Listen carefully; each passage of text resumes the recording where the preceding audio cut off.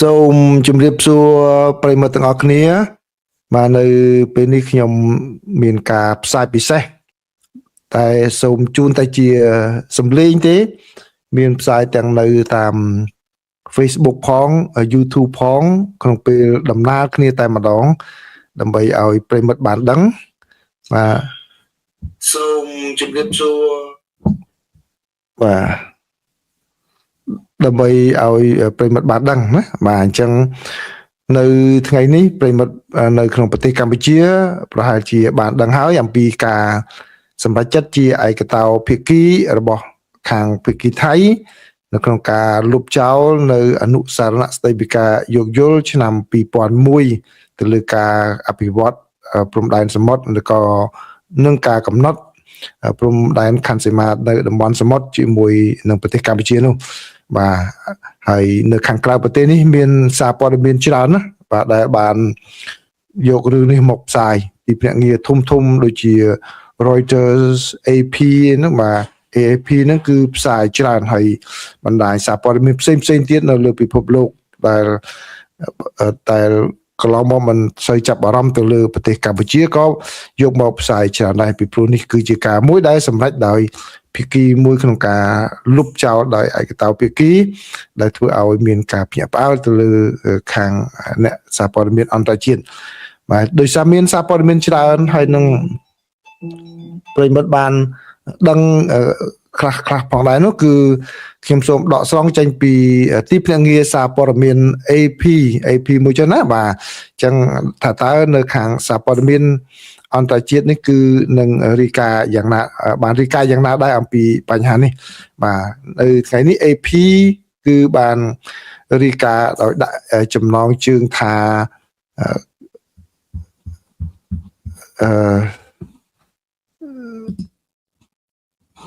បាទso much but សូមជាស្អីមកផ្លែតមានដាក់បាត់ file បាទអូខេនេះបាទ AP បានរាយការណ៍ដោយដាក់ចំណងជើងថាប្រទេសថៃនឹងគឺលុបចោលនៅអនុសារណៈស្តីពីការព្រមព្រៀងឆ្នាំ2001នៅលើការកំណត់ដែនសមុទ្រជាមួយនឹងប្រទេសកម្ពុជាក្រោយពីការជាប់គាំងអស់រយៈពេលជាច្រើនឆ្នាំនេះជាចំណងជើងរបស់ទីភ្នាក់ងារសារព័ត៌មាន AP ណាបាទហើយ AP បានរាយការណ៍ថារដ្ឋាភិបាលរបស់ថៃនៅថ្ងៃអង្គារនេះបានលុបចោលនៅអនុសារណៈស្តីពីការយោគយល់ឆ្នាំ2001ជាមួយនឹងប្រទេសកម្ពុជាដែលអនុសារណៈនេះគឺមានគោលបំណងនៅក្នុងការផ្ដល់នៅក្របខ័ណ្ឌសម្រាប់ការចរចាទ្វេភាគីដើម្បីដោះស្រាយ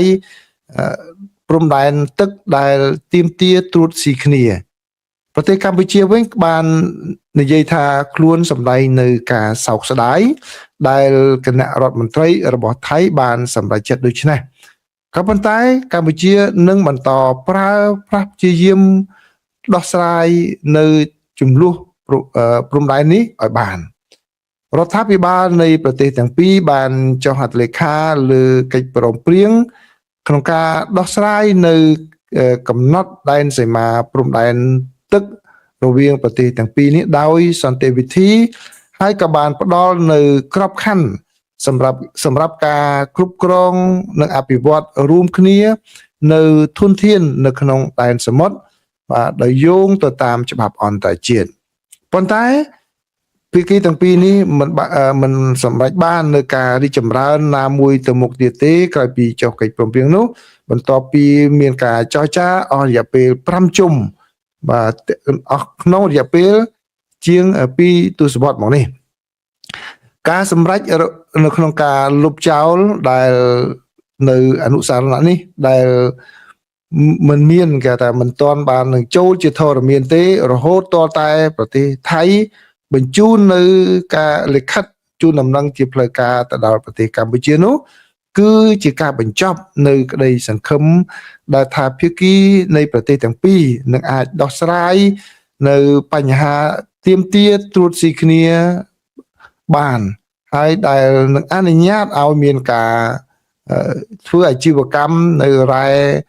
ធនធានដែលប្រេងធនធានឧស្ម័ននៅក្នុងតំបន់ដែលមានចំនួនគ្នានោះ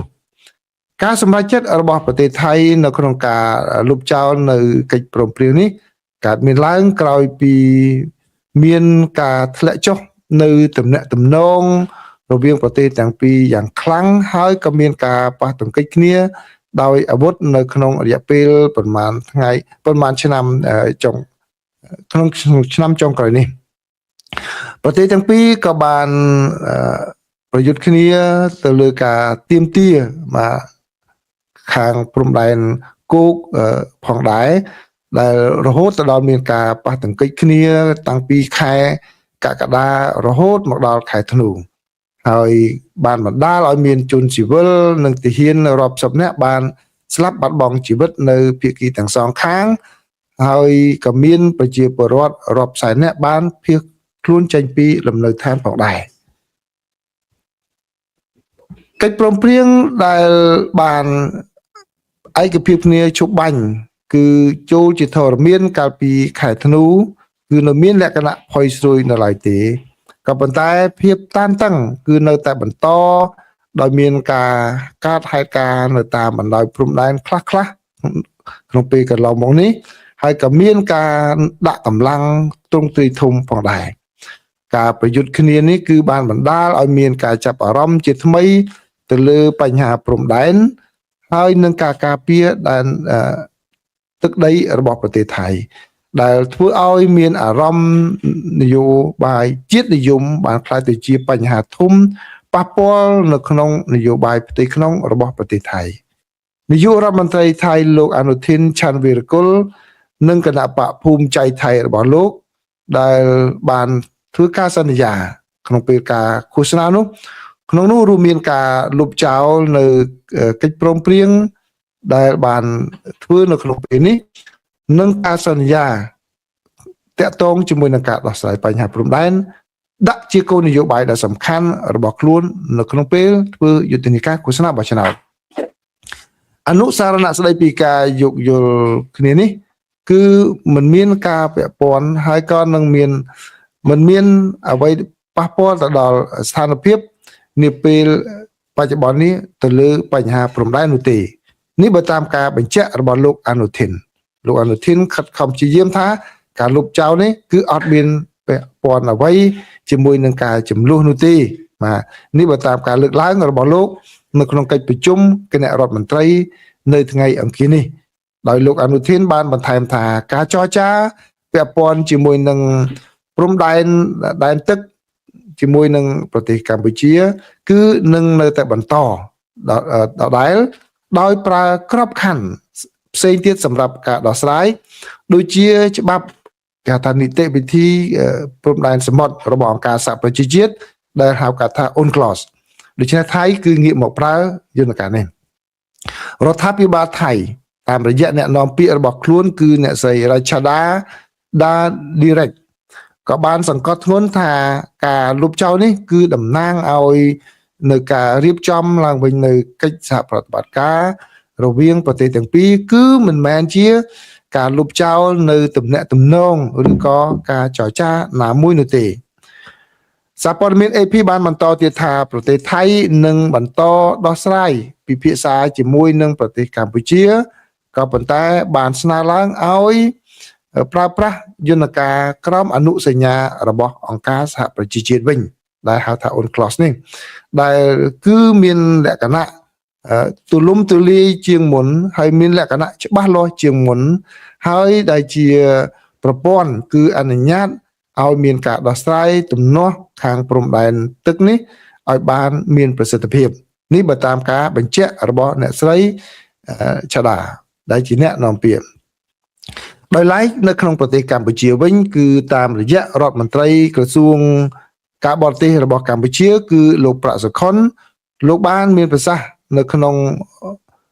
រាជធានីភ្នំពេញដោយសម្ដែងនៅការសោកស្ដាយចំពោះការលុបនេះដោយបានហៅការសម្រេចចិត្តរបស់ប្រទេសថៃថាជាការដើរចេញពីស្មារតីនិងឆន្ទៈនយោបាយដែលបានអនុញ្ញាតឲ្យប្រទេសទាំងពីរបង្កើតនៅក្របខ័ណ្ឌនៅក្នុងការចរចា ដោយសន្តិវិធីនិងដោះស្រាយបញ្ហាដោយសន្តិវិធីទៅលើបញ្ហាទាំងអស់នេះស្របទៅតាមច្បាប់អន្តរជាតិលោកប្រាក់សុខុនបានប្រកាសថាប្រទេសកម្ពុជានឹងអនុវត្តនៅការប្រើប្រាស់នៅយន្តការផ្សះផ្សាដោយបង្ខំក្រោមក្របខ័ណ្ឌរបស់អង្គការសហប្រជាជាតិដែលជាការមួយបញ្ជាក់នៅការបដិញ្ញាចិត្តរបស់កម្ពុជានៅក្នុងការដោះស្រាយបញ្ហាចំនួនតាមព្រំដែននេះតាមដែនទឹកនេះដោយសន្តិវិធីនិងស្របទៅតាមច្បាប់អន្តរជាតិដោយឡែកនាយករដ្ឋមន្ត្រីនៃប្រទេសកម្ពុជាគឺលោកហ៊ុនម៉ាណែតវិញក៏បានសរសេរនៅក្នុងសារតាមបណ្ដាញសង្គមផងដែរថាការសម្រេចចិត្តរបស់កម្ពុជានៅពេលនេះនៅក្នុងការប្រើប្រាស់នៅអនុសញ្ញារបស់អង្គការសហប្រជាជាតិជាពិសេសទៅលើខាងចំណុចនៃការផ្សះផ្សាដោយបង្ខំនេះនីតិវិធីបង្ខំនេះគឺជាការឆ្លុះបញ្ចាំងនៅការក្តីសង្ឃឹមនៅក្តីសង្ឃឹមដ៏ស្មោះស្ម័គ្រដ៏ស្មោះត្រង់របស់កម្ពុជាដែលថាប្រទេសទាំងពីរអាចសម្រេចបាននៅដំណោះស្រាយមួយដែលមានលក្ខណៈយុត្តិធម៌និងយូរអង្វែងដោយស្របទៅតាមច្បាប់អន្តរជាតិដែលនឹងអនុញ្ញាតឲ្យប្រជាពលរដ្ឋរបស់យើងគឺអាចរស់នៅជាមួយគ្នាដោយសន្តិភាពស្ថិរភាពនិងប្រកបដោយភាពសុខដុមរមនាបាទប្រិយមិត្តទាំងអស់គ្នានេះគឺជាសេចក្តីរាយការណ៍របស់ខាងទីភ្នាក់ងារសារព័ត៌មាន AP ណាបាទដែលខ្ញុំដកស្រង់មកជម្រាបជូនប្រិយមិត្តនៅពេលនេះគឺមានសារព័ត៌មានច្រើនដោយដែលខ្ញុំបានជម្រាបចឹងគឺធំច្រើនណាស់នៅក្នុងពិភពលោកនេះដែលបានយកបានរាយការណ៍អំពីការសម្រេចចិត្តរបស់ថៃយ៉ាងបាទដោយឯកតោភាគីនៅពេលនេះបាទអញ្ចឹងសូមអរគុណប្រិយមិត្តទាំងអស់គ្នាហើយអធិស្ឋានផងប្រហែលថ្ងៃនេះមានទុរៈផ្ទាល់ខ្លួនមិនបានចូលផ្សាយអស់ពី show ទៅហើយព្រឹកនេះមានកលវលដែរប៉ុន្តែដោយសាររឿងនេះសំខាន់ខ្ញុំក៏ជ្រៀតចូលមកផ្សាយដោយមិនបានដាក់វីដេអូទេគឺចូលមកជម្រាបជូនប្រិយមិត្តនៅពេលនេះបាទអញ្ចឹងសូមអរគុណតើមានការវិវត្តយ៉ាងណាទៀតយើងនឹងជួបគ្នានៅក្នុងកម្មវិធីបច្ចុប្បន្នភាពអាមេរិកាំងនៅពេលយប់នេះសម្រាប់អ្នកនៅសហរដ្ឋអាមេរិកនិងទៅជាព្រឹកស្អែកនៅប្រទេសកម្ពុជាបាទអញ្ចឹងសូមអរគុណប្រិយមិត្តបាទសូមជម្រាបលា